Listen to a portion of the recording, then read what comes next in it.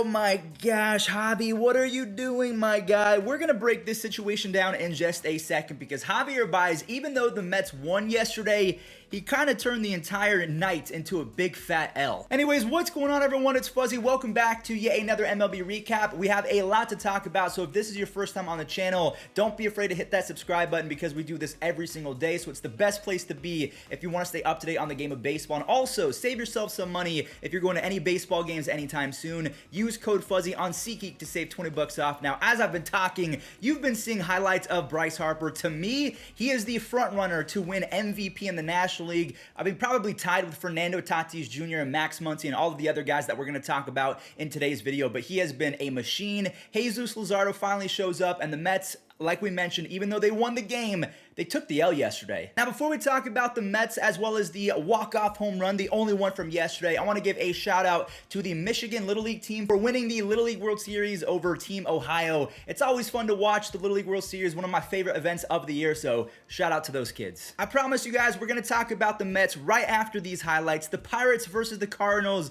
This was the only walk-off from yesterday. Tyler O'Neill shows off the speed with an RBI triple. He is a true four-tool player, not five, because he is never going to hit for average.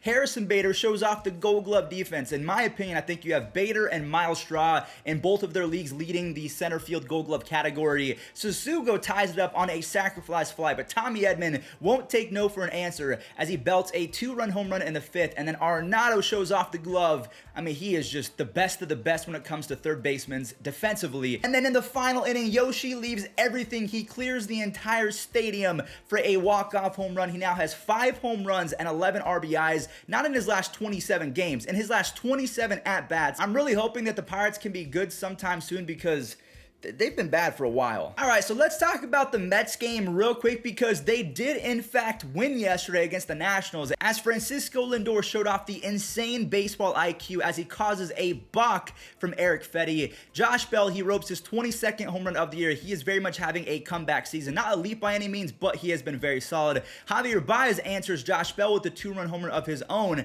and then Pete Alonso on his third base hit gives the Mets their 4th run of the day. Now, Soto, he tries to make the comeback. He also has 22 home runs just like Josh Bell. This one goes for an Apo Taco. And then VR, maybe one of the most underrated signings of the offseason. 15 home runs now and almost 115 OPS plus for the haters because I said that he was going to be huge for depth, and that's exactly what has happened. Lindor doubles in 2 more in the 8th. He gives the thumb down. And here's Javier Baez explaining why Mets players are now giving thumbs down. We're not machines. We're gonna struggle. You know, we're gonna struggle 7 times out of 10. It just feels bad when we strike out. When I strike out and I get booed, you know, it doesn't really get to me. But like I want to let them know that when we success, we're gonna do the same thing to know how to let them know how it feels. You know, because if we win together, then we gotta lose together, you know, and the fans are really big part of it. So they gotta be better, you know. I play for the fans and I love the fans, but you know, if they're gonna do that, they just putting more pressures on the team, and that's not what we want. Javier Baez and the Mets have been doing this since the first week of August, so they're going on 3 weeks of giving the thumbs down celebration. So at that point, it's something that they've been doing. You can lie at this point and say, hey, you know what, we've been doing this for a few weeks, we won, so it's clearly working. Instead, he has to say that we need fans to be better. I just don't understand this whatsoever. I mean, I understand having a chip on your shoulder and having extra motivation, always a plus. And again, it doesn't make sense. And the GM, I think that's his role, Sandy Alderson, he was not happy as he pretty much said Javier Baez and the rest of the Mets franchise will not tolerate this, and he is basically going to discipline anyone that does it forward. Taijuan Walker immediately tweets out laughing emojis, mocking the statement from Alderson. And again, I have no issues with the thumbs down. They've been doing it for 3 or 4 weeks, but keep it to yourself, Javi. Again, I would have just said we've been winning. It worked today. We're going to keep on doing it, and it's between players just hyping each other up. I mean, Derek Jeter once upon a time said that he deserved to be booed when he was at one point hitting 157, and Giancarlo Stanton either this year or a couple years before even said this about Yankees fans. I was awful today, but you know, Didi picked me up and the rest of the guys, so put up a performance like that, you should get some boos. So like I said, not ideal, but you know, we got another one. We got plenty more. I mean, yeah, I just don't understand why Javier Baez had to say this out loud. I mean, I once upon a time said that Javier Baez wasn't a top 20 player in baseball, and then someone DM'd me that I was a fat, ugly virgin, and that was because of a baseball take. So I'm pretty sure when you're getting paid millions of dollars and you're striking out 30% of the time, you're gonna get booed. So no one is above feedback. No one is above criticism. That's my take on the matter. Just keep it to yourself. The Phillies faced off against the Diamondbacks yesterday, and Andrew McCutchen was able to single in Gene Segura, and Freddie Galvis brings in another run on a sacrifice fly. Unfortunately, JT Realmuto did have to leave the game with an ankle injury, but it looks like the Phillies played for him yesterday. Real quick, I want to mention that Jake McCarthy had his first career RBI, and more on him later because he showed up on the defensive side as well. Freddie Galvis brings in 2 RBIs in the 5th, and Ranger Suarez only allowed 1 earned run. He has been fantastic as a starter. Bryce Harper, he tags in the 7th for, no he doesn't. McCarthy throws a laser beam to home and gets him out easily. I mean, he was out by 4 or 5 steps, but then Ketel Marte misses a catch. And then Gronkowski has an RBI triple, and Ian Kennedy, he converts the save. Number 27 on the year for him. He strikes out 2 as the Phillies win 7-4. And honestly, I think right now Bryce Harper maybe is just narrowly nudging out Fernando Tatis Jr. just because the Phillies might make the playoffs. The Padres, they're so far out of first place right now. The Braves versus the Giants. This was a statement game for Atlanta. Jorge Soler goes 419 feet for a solo shot, and then Riley, he one-ups him going 423 for a 2-run home run, and Ian Anderson was back from the IL. He hurls 5 2/3 shutout innings, but it was a weird stat line. He had no strikeouts and 2 walks, so just a weird outing from Ian Anderson, but, you know, he was effective all around. Eddie Rosario drives in 2 in the 6th inning, and Atlanta was not done as Freddie Freeman singles in Ozzie Albies.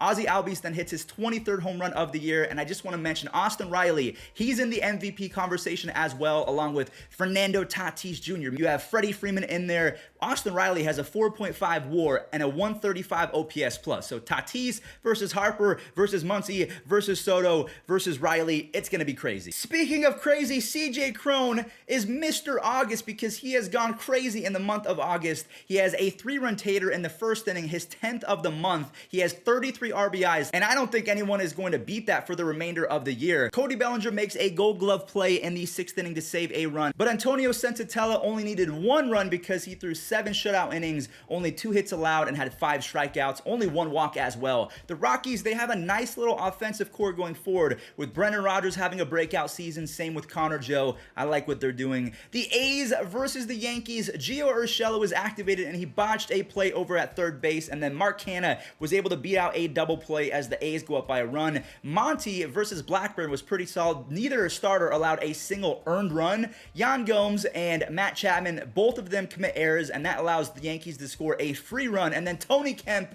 the Yankee killer, 3 of his 5 home runs have come versus the Yankees this year, and he's quietly having a pretty good season. A 121 OPS plus with a 3 WAR because he's a defensive wizard. So the A's have won 2 games in a row, and they're only 2.5 games back of the Boston Red Sox because the Red Sox lost yesterday in wild fashion. Let's talk about it. So it was all Boston for the first few innings. You have Devers hitting his 31st home run. Bobby Dahlbeck continues to rake. Tanner Houck took a no-hitter into the 5th inning, and then it's gone. J-Ram, he rips a home run, and then Wilson Ramos knocks in a pair right before Rafael Devers hits his 2nd home run of the game for homer number 32. Now, Ramos unfortunately has to leave the game with a non-contact knee injury. Those are never good. J-Ram doubles in Ahmed Rosario, and then Austin Hedges, who I consider to be one of the worst hitters in baseball history, smokes a home run, and then madness ensues. The umpires call interference. I mean, to me, get out the way. I don't know what Araz was doing as Oscar Mercado had some pretty manipulative base running. He kind of ran into him. So I guess it can kind of go both ways. Miles Straw drives in an RBI, and then Emmanuel Clase closes it for his 19th save of the year, and J-Ram is almost up to a 5.5 WAR already on the season. Moving on over to the Mariners versus the Royals. Ty France breaks the tie early, and Kelenic has to turn on the Jets to make this diving catch, and Salvador Perez now has a home run in 5 consecutive games, 12th in the month of August. Jared Kelenic answers back with his 7th home run. They are giving him a long leash, even though he's been struggling. Michael Taylor clutches up and ties it, but then Seager answers back with his 31st home run of the year, and Salvi barely misses his 2nd home run of the game. He makes it a 1-run deficit, but then Jake Bauers with the defense, along with Steckenrider converting his 7th save. The Mariners, they squeak past 4-3. The Jays versus the Tigers. Bo Bichette goes 401 feet the other way. That is not easy to do, and Kevin Smith belts his first MLB home run as Jose Barrios was able to mow down the Tigers offense. 7 innings, 0 walks, 0 earned runs with 11 strikeouts. He needed that after being not so great the previous 2 starts. Now the Tigers turned a pretty cool double play in the bottom of the 7th, but the Jays bullpen finally held it down, and they are now on a 2-game winning streak, and even so, they're 5.5 games back of Boston for second place in the wild card, but they've outscored their opponents by 114 runs this year. The Rays versus the Orioles, Randy and Joey Wendell both singling RBIs in the first inning, and Jordan Luplow, I missed this guy, hits one off the pole as Chris Archer strikes out 6 Orioles in 4 innings. He does allow 2 runs, but then Austin Meadows and Joey Wendell bring in 3 on 2 home runs, and then I just want to mention Jorge Mateo again. He hits a 2-run home run. He has a .353 batting average and a 145 OPS plus in 19 games. Okay, fanboy moment over. All-star Joey Wendell wants his shine with a grand slam that completes a 6 RBI day. He has a 3.5 WAR on the season, and the Rays, they have gone 18-1 versus Baltimore this year. And also, I feel bad for Paul Fry, but he got fried again yesterday. Jeez. That's a lot of runs in a short amount of time. Jesus Luzardo showed up big time yesterday. He K's up Joey Votto on a bad call, in my opinion. And then he gets out of the first unscathed. And then Jesus Sanchez comes in big time with a 2-run home run. And the Reds, they turn a 5-4, 1 double play in the 5th inning. But Lizard, he was way too good. Jesus goes 6 shutout innings, only allows 1 hit with 8 strikeouts. And the biggest stat for me was he only walked 1 hitter. You have Suarez getting ejected. Joey Votto was not happy with himself, and then David Bell got ejected. So just an overall not so great day for the Reds franchise, as Dylan Floro, he had a shaky 9th inning, but he gets the save, and the Marlins rotation, they're going to be so good going forward if Jesus can keep on doing this. The Brewers versus the Twins, Luis Urias continues his breakout campaign, 18 home runs, 58 RBIs. I don't think anyone expected that from him this year. And Rowdy Tellez got rowdy on a 455-foot moonshot. This was a rocket home run. Buxton makes a leaping grab, but Colton Wong was watching that, and he said, you know what, I'm not going to hit it to him, as he smokes an RBI double or single, I can't remember, to right field. I want to show this Miguel Sano home run just because he is such a huge human being. Anytime he smacks a baseball, I want to show it. But then Josh Hader, he comes in and strikes out the side in the 9th, which was a big victory for Milwaukee because they've been scuffling. But Christian Yelich now has 2 8-game hitting streaks over his last 17 games. He is on fire lately. The White Sox, they got embarrassed the day before by the Cubs, so they decide to return the favor and embarrass the Cubs as Lou Bob goes yard. Brian Goodwin belts a 2-run shot in the 3rd, and Jose Abreu smokes a double for 2 RBIs in the 5th inning, so he now has 100 RBIs again. 6 of his 8 first seasons have resulted in 100 or more RBIs. He is just the king of that. Eloy basically throws the bat at the ball, but because he's so strong, it goes out. Yasmani Grandal launches another home run. This one was an Oppo Taco, and Dylan Cease was shredding up the Cubs yesterday. 11 strikeouts on 4 hits in 6 innings, and Lou Bob shows off the freakish pop. He's batting .344 with the 156 OPS so far in 2021. He is showing up and striking out less. I'm so happy for him. And last but not least, the battle for Texas is ending as the Rangers, I think, took the series. You guys can correct me in the comment section down below. Adolis Garcia drives in Kiner Falefa, and DJ Peters doubles him in for a 3-0 lead. And then Jake Myers, yes, it was a sac fly, so the run counted, but this was a fantastic grab. Yordan Alvarez hits his 28th home run, and Myers ropes an RBI double, but that was it for the Astros as they only scored 2 runs. Peters goes 450 right before Trevino and Kiner Falefa make it 8-2, and Adolis, with a grand slam, now has 29 home runs, 77 RBIs, but a .296 on base percentage. He's got to take more walks. Taylor Hearn has been incredible as a starter. 6 2/3, 6 strikeouts, absolutely dominant yesterday against a really good Astros lineup. And that does it for today's MLB recap. I'm speeding because my memory card is about to run out. But thank you all so much for watching. Don't forget to subscribe. Use code Fuzzy on SeatGeek to save yourself $20 off, and enjoy this day in MLB history. And he's done it. He strikes out the side in the 9th inning. And Jake Arrieta has thrown his first career no